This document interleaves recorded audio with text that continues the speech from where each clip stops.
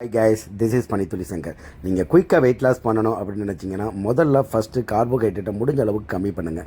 Carbohydrate அப்படின்னா என்னென்னு பார்த்தீங்கன்னா டீ, காஃபி, சுகரு, ஸ்வீட் ஐட்டங்கள், மாவு ஐட்டங்கள், கிழங்கு வகைகள், இதில் எல்லாத்துலேயுமே பருப்பு வகைகள், இதில் எல்லாத்துலேயுமே கார்போஹைட்ரேட் தான் அதிகமாக இருக்குது. நீங்கள் அதை குறைச்சிட்டாவே வித்தின் 3 monthsக்குள்ள மேக்ஸிமம் 10 to 12 kgக்கு மேலே நீங்கள் ஈஸியாக கம்மி பண்ணிடலாம். அதுக்கு பதிலாக அதிகமான ப்ரோட்டீன் எடுத்துக்கோங்க. ப்ரோட்டீன்னா நீங்கள் என்னென்னு சொல்லிட்டு அதுலேயும் உங்களுக்கு டவுட் வரலாம். ப்ரோட்டீன்னா வேறு ஒன்றுமே இல்லைங்க.